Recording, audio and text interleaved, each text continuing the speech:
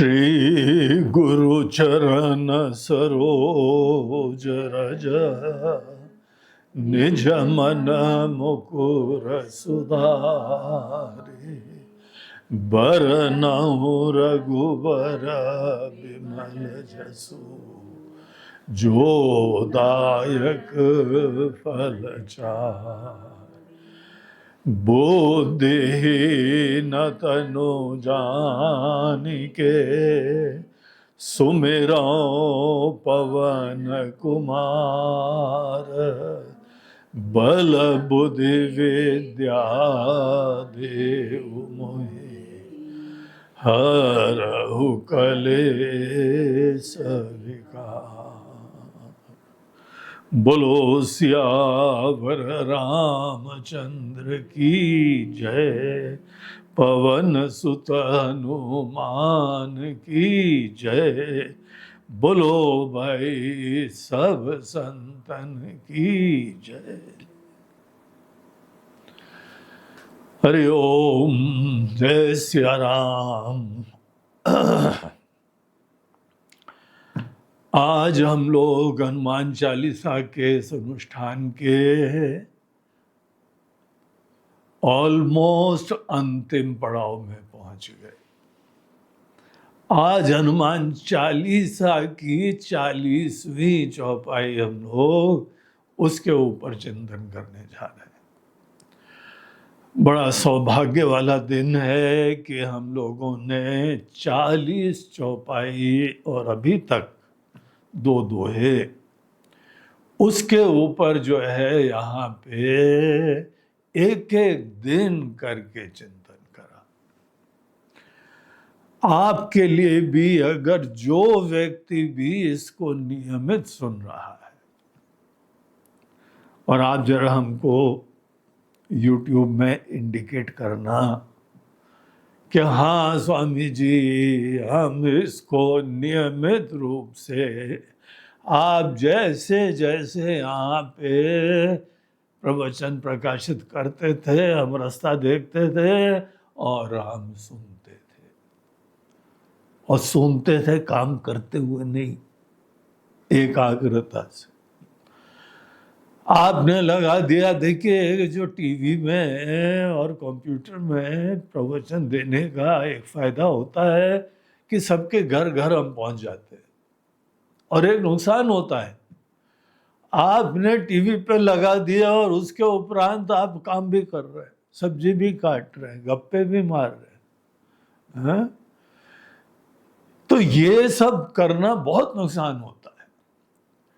और ये दरअसल इन प्रवचनों का दुरुपयोग होता है अगर आप प्रवचन सुनते कोई और काम कर रहे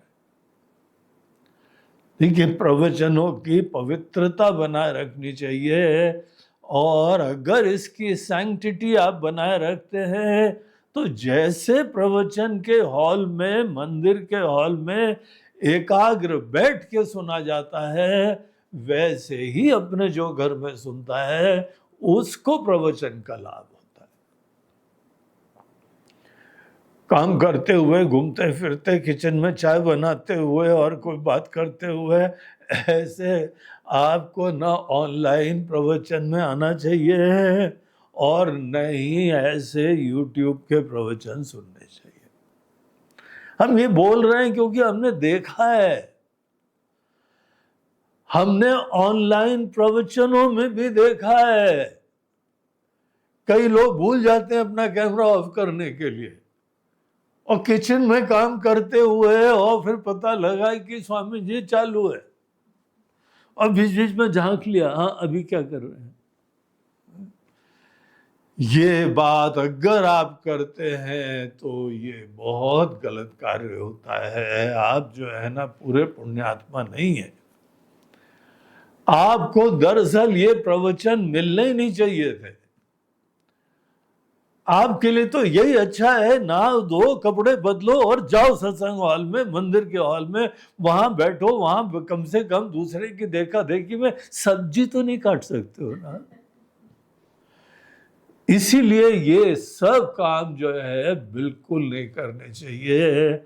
आपको घर बैठे प्रवचन मिल रहे हैं, आप इसकी पवित्रता समझिए, इसकी महिमा समझिए, और सब काम छोड़ के आलती पालती मार के फिर बैठ के प्रवचन सुनो।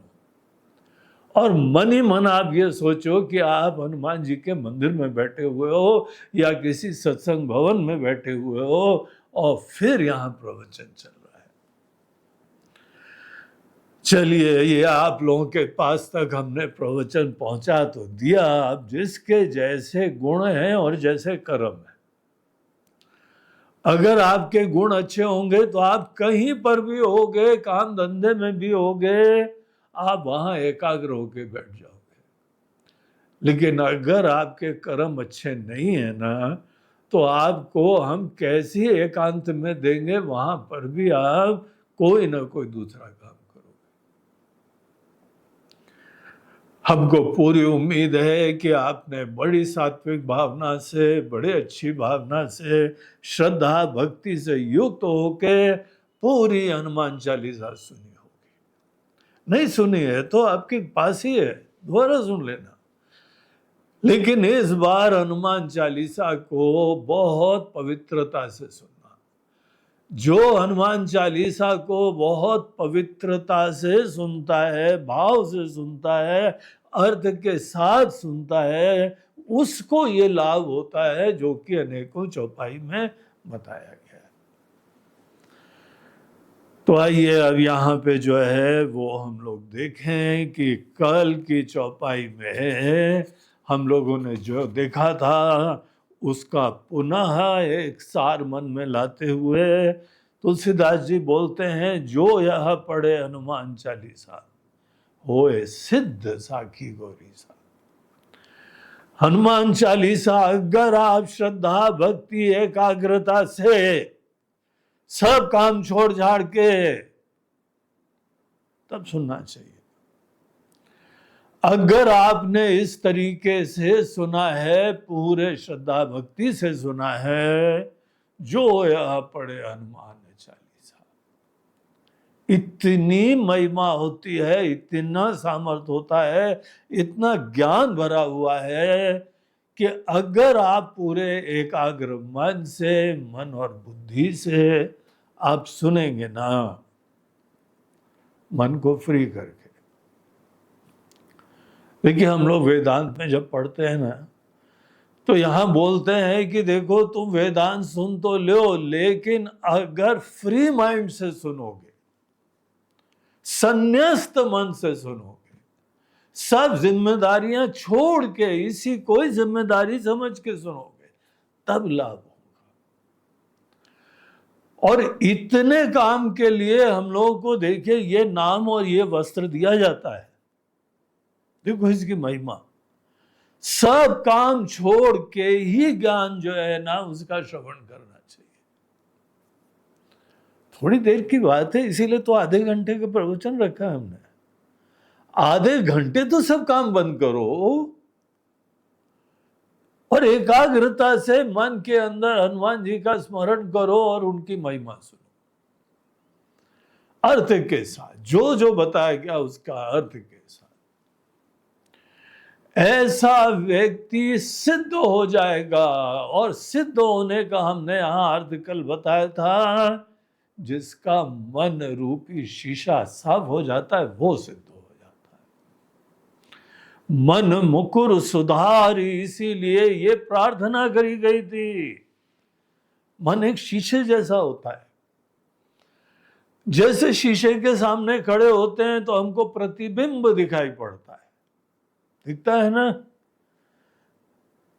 वैसे ही अपने मन के अंदर आत्मा का दर्शन होता है, हम का अनुभव होता है, और आत्मा की तरीके से ही राम जी बैठे होते हैं।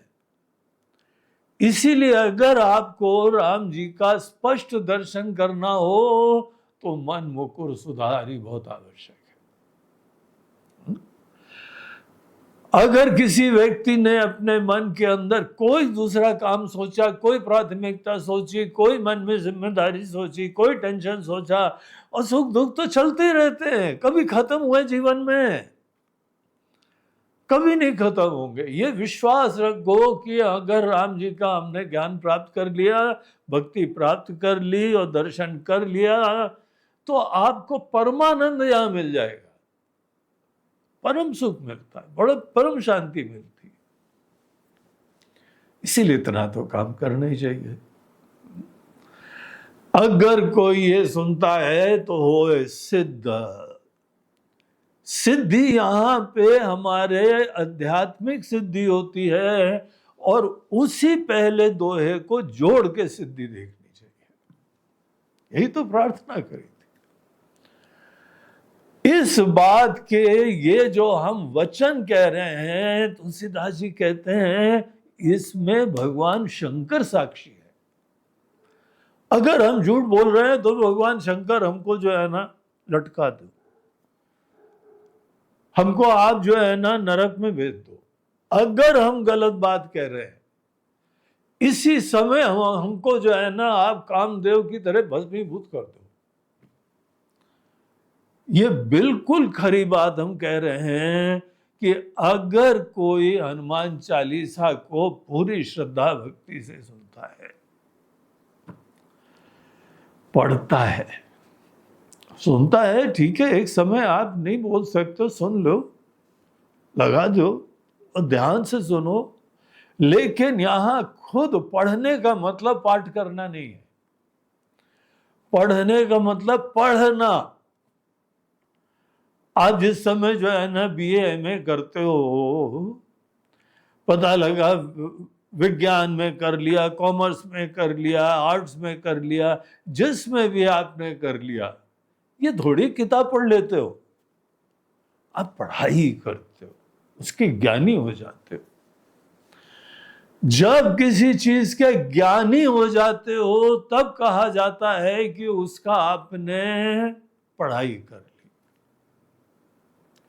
तो हनुमान चालीसा 40 चौपाइयों के ज्ञानी बनना है, बस 40 चौपाइयों के ऊपर चिंतन मनन करना है। और कोई भी हो, आप अपना पास मत सोचना, जो यह पढ़े, पास में आपने पाप करे हो, पुण्य करे हो, ये जाति हो, वो जाति हो, ये वर्ण हो, वो वर्ण हो, यहां पे हनुमान चालीसा पढ़ने में कोई बंदिश नहीं है। कोई ये पूछते हैं, अरे जी महिलाएं पढ़ सकती हैं? अरे महिलाओं को सेवा नहीं करनी चाहिए? सेवा के मूर्तिमान रूप हनुमान जी से प्रेरणा नहीं लेनी चाहिए? ऐसी भक्ति, ऐसा भगवान हनुमान जी की आराधना नहीं करनी चाहिए क्या? सबको करनी चाहिए। आपने जो भी सुना है, जैसे भी, अच्छा महाराज जी महिलाएं क्या हनुमान जी के मंदिर जा सकती हैं? हे हूर की परी, आप सोचते हो कि आप मंदिर में चले जाओगे, हनुमान जी आपसे मोहित होने वाले हैं क्या? हनुमान जी मोहित हो जाएंगे, महाराज जी हम तो महिला हैं, हम तो आ गए, हम तो आ जाएंगे, तो आप मोहित हो जाएंगे। अच्छा क्या अभिमान है भाई तुम्हारा? तुम अपने शक्ल सूरत देखती हो कि अपने मन की भावना देखती हो? कोई भी हो, हर व्यक्ति पढ़ सकता है, हर व्यक्ति भजन कर सकता है, हर व्यक्ति मंदिर जाके दर्शन कर सकता है। आप निश्चिंत रहना, हनुमान जी के ब्रह्मचर्य में बाल बांका नहीं होगा। आपसे एक महान देखी उन्होंने। और लंका में तो पूरी परेड थी, फैशन परेड, एक से एक वहां थी। और अयोध्या में कमी थी क्या? और वैसे हनुमान जी के लिए कोई भी हो, वो तो एक ही दृष्टि से देखते हैं भगवान का भक्त है कि नहीं है। नहीं हो तो तुम कोई भी हो, तुम राक्षसी हो। राम जी की भक्ति नहीं है, राम जी की सेवा नहीं है, तो तुमने कुछ भी लिपा पोती चेहरे की करी हुई है, राक्षसी है, ये असुर है। भक्ति नहीं है उसमें, विनम्रता नहीं है, सेवा नहीं है, गुणगान नहीं गाती ईश्वर का। कोई अपने मन के अंदर धारणा मत रखो हनुमान जी भक्ति के अलावा कुछ नहीं देखते हैं। भक्ति रखो, तुम्हारे ऊपर दृष्टि भी जाएगी, नहीं तो आने के बाद भी तुमको नहीं देखेंगे। विनम्रता से, भक्ति से सब काम करो, भक्ति से श्लोक पढ़ो, भक्ति से भजन करो। और अगर ऐसे करोगे तो तुम कोई भी होगे, तुम सिद्ध हो जाओगे। मीराबाई हुई कि नहीं हुई? मैत्री हुई कि नहीं हुई? गार्गी हुई कि नहीं हुई? है? सीता मैया के मन में कितनी भक्ति थी, आप देखते हो कि नहीं देखते हो? सबको भगवान का भजन करना चाहिए। ईश्वर जीवन के सत्य हैं, ईश्वर आपके स्वामी हैं, ईश्वर ने आपको बनाया है। इसीलिए हनुमान जी जैसी भक्ति हो, सब उनका गुणगान गाओ। जो यह पढ़े हनुमान चालीसा होए सिद्ध, साखी गौरी सा। गौरी के ईश, गौरी के स्वामी भगवान शंकर हैं इस बात के। तुलसीदास जी बोल रहे हैं, हम जो बातें कह रहे हैं ये भगवान शंकर ने प्रारंभ में दी। आपको पता है रामचरितमानस में ये सब बातें बताई हुई हैं। और रामचरितमानस के सबसे पहले गुरु जी शंकर भगवान है। पूरी कथा चालू होती है कि पार्वती जी ने कोई प्रश्न थे वो भगवान से रखे और उसके ही उत्तर के तरीके से रामायण उनको दी गई थी। और सब ये भक्ति की महिमा और साधना सब रामायण के अंदर है। तो इसीलिए साखी गौरी सा।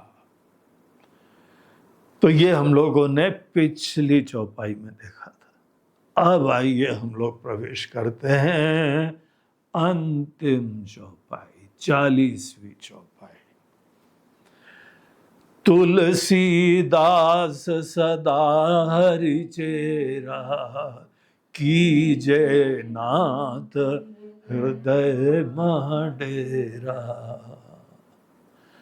तो अंतिम चौपाई में तुलसीदास जी खुद प्रणाम करते हुए कहते हैं विनम्रता से कि ये तुलसीदास की एक विनम्र आहुति है, सेवा है, उनका भजन है, उनकी रचना है।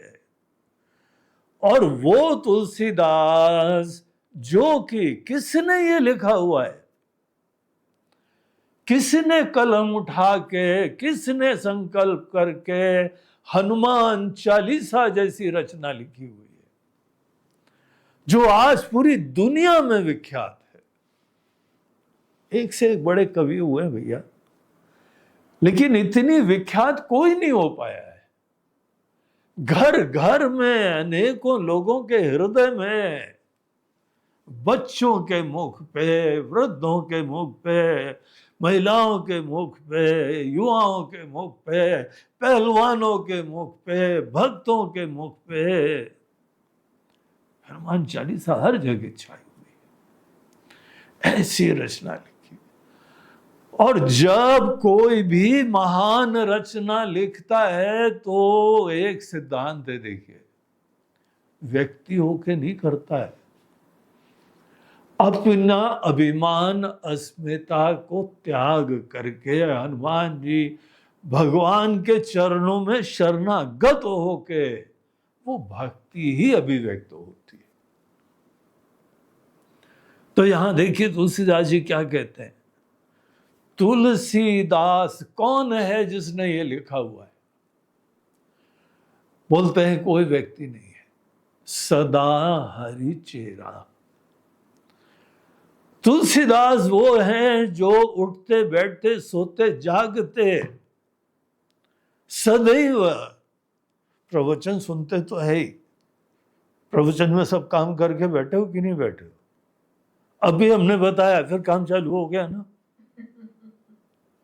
काम बिल्कुल नहीं दूसरा करना चाहिए, थोड़ी देर तो एकाग्रता रखो। ध्यान में कैसे तुम कर पाओगे? अपनी मन के अंदर पहचान, अपनी अस्मिता, अपनी जिम्मेदारियां थोड़ी देर के लिए सब किनारे करना चाहिए, तब श्रवण भी कर पाते हैं।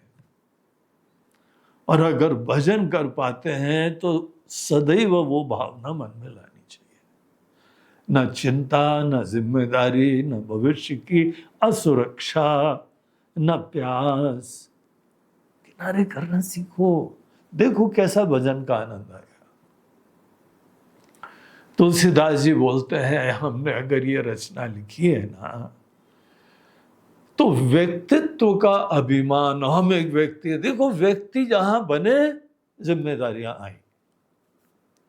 व्यक्ति बनोगे तो फिर शरीर का देखभाल करना पड़ेगा, खाना पीना करना पड़ेगा, और रात को विश्राम के लिए जो है वो एक कुटिया भी होनी पड़ेगी, घर भी होना पड़ेगा, सुरक्षा भी होनी पड़ेगी, दुनिया भर की जरूरतें आ जाएगी।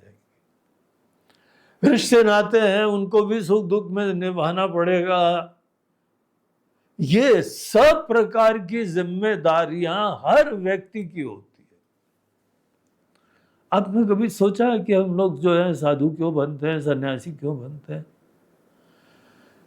ये दुनिया को बता देते हैं, खुद अपने आप को भी बता देते हैं कि हमारे लिए भगवान के ज्ञान और भजन के अलावा, भैया क्षमा करो, हम इस दुनिया की दौड़ से अलग होते हैं। दुनिया के अनेकों जो है वह प्रेरणाओं से, इच्छाओं से अपने आप को हम रिटायर करते, हम इससे मुक्त होते, केवल अपने मन को इसमें लगाना है। भगवान के ज्ञान और भजन के लिए, ध्यान के लिए, देखिए इतना बड़ा कदम उठाया जाता है।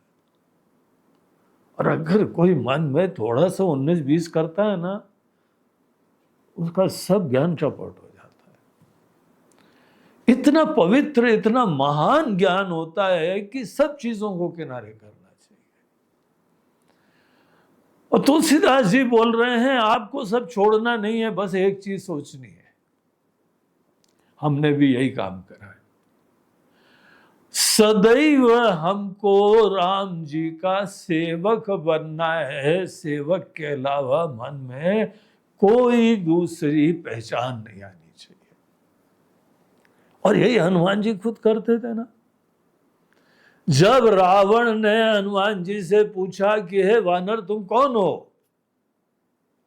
अब आप सोचिए, अगर आपसे कोई पूछे आप कौन है, तो क्या जवाब दोगे? हमारा नाम ये है, हमारा जो है ना परिवार ये है, हमारी उम्र ये है, हमारा काम ये है, हम रिटायर हो गए हैं या अभी भी जॉब करते हैं, फलाने ऑफिस में हैं, हम डॉक्टर हैं, इंजीनियर हैं, वकील हैं, सीए हैं। कोई ना कोई काम धंधा बताओगे आप। रावण बोलता है, यार हमको कोई बीमारी थोड़ी है जो हम पूछ रहे हैं तुम डॉक्टर हो कि नहीं हो। हमको कोई केस थोड़ी लड़ना है, हम तो जज खुद हैं। ये तो क्या बोलने की जरूरत है कि वकील है? हे वकील साहब, तुम कस्टमर ही ढूंढते रहते हो हर जगह क्या? कि किसी ने तुम्हारा परिचय पूछ लिया, हाँ वकील हम है, वकील हम। कोई चाहिए क्या वकील? यार कहीं चाहिए हो तो बोलो।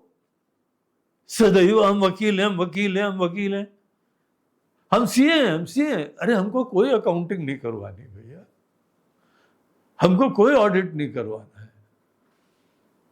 ये हर समय बोलने की क्या जरूरत है? जहां काम हो तो वहां बोलो ना। एकमात्र परिचय हमारा होना चाहिए कि हम राम जी के सेवक हैं। इसके अलावा कोई परिचय नहीं हो, ये हम लोग हनुमान जी से खुद सीखते। यही तो हनुमान जी ने जवाब दिया। वो रामायण का प्रसंग खोल के देख लो। रावण के सामने हनुमान जी पहुंचे थे और रावण ने पूछा था कि हे वानर, अपना परिचय दो, तुम कौन हो? जरा अच्छी तरीके से आंख कान खोल के, दिमाग खोल के वो प्रसंग पढ़ो। स्वाभिमान से उन्होंने ये कहा कि हम राम जी के सेवक हैं।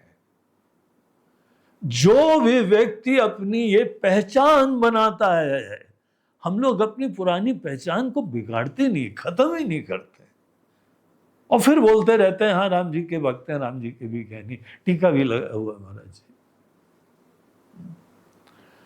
बोलते तुमको बाकी सब चीजें किनारे करके ये नया परिचय प्राप्त करना चाहिए। तुलसीदास जी बोलते हैं ये इतनी महान अद्भुत दिव्य रचना इसलिए लिख पाए क्योंकि हम राम जी के सेवक हैं। हमको राम जी ने कलम बनाया हुआ है, हम राम जी के सेवक हैं, या ये बोलो राम जी की पेन है। हम राम जी ही लिखने वाले हैं, शिव जी ही लिखने वाले हैं। इसीलिए तो हम डंके की चोट पे कह सकते हैं कि साखी गौरी साहब, हमारी इस बात के साक्षी प्रमाण खुद भगवान शंकर है, क्योंकि बात उन्होंने ही बताई हुई है। हम तो उनके ज्ञान के प्रति समर्पित हैं, उनके ही चरणों में समर्पित हैं, और जब कोई समर्पित हो जाता है तो आपके माध्यम से वो ही बोलते हैं। हम अपने गुरुदेव के चरणों में समर्पित हो गए, अब उनका ज्ञान ही हमारे माध्यम से निकल रहा है। जो गीता के ज्ञान के लिए समर्पित हो गया वो भगवान कृष्ण के हाथ की बांसुरी बन गया। फिर भगवान कृष्ण ही गीत गाते हैं और हमारे मुंह से निकलता है। ये बात यहां तुलसीदास जी कहते हैं, तुलसीदास सदा हरि चेरा। तुलसीदास जो है एक व्यक्ति, एक अलग अभिमानी entity, son of so and so, ये नहीं है। कौन है तुलसीदास? सदा हरि चेरा। यहां राम जी का भक्त मात्र बैठा हुआ है, जिसको ना अपनी चिंता है, ना अपने जन्म मरण की चिंता, मृत्यु की भी चिंता नहीं है। ऐसी भक्ति होनी चाहिए। सदा हरि चेरा। और इस हरि चेरा, हरि के भक्त, हरि का जो है सेवक, उसकी एकमात्र प्रार्थना है और कोई प्रार्थना नहीं। महाराज जी 2 समय की रोटी मिल जाए बस। हे राम, भैंसा भी इतना चिंता नहीं करता है? भैंस भी खाने के लिए उसको कोई ना कोई दे देता है। आपके मोहल्ले में, आपकी कॉलोनी में, शहर में गाय वाय है नहीं कि सब लोग घर से जाके खिलाने जाते हैं। वो गाय को चिंता नहीं होती और आपको चिंता है रोटी के लिए, पेट के वास्ते। यार तुम तो इंसान बनने के बाद गाय से भी गए गुजरे हो गए, पेट के वास्ते। भूल जाओ, अगर तुम अपने आप को भगवान का भक्त देखोगे तो तुम्हारी चिंता भगवान करेंगे। देखिए, घर घर के अंदर जो भी यहाँ पे सेवक लोग आते हैं, कुक आते हैं, भाइयां आती हैं, कितनी इंपॉर्टेंट है। और अगर कोई बहुत अच्छा सेवा करता है तो वो घर का मालिक उसकी सब देखभाल करता है।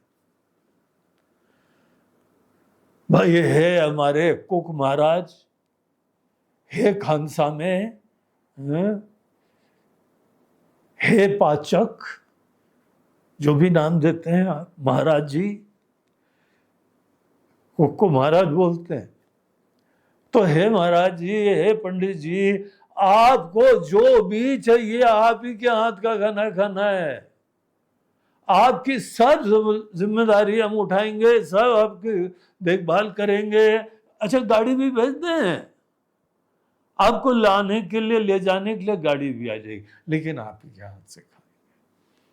आप सेवा तो करो।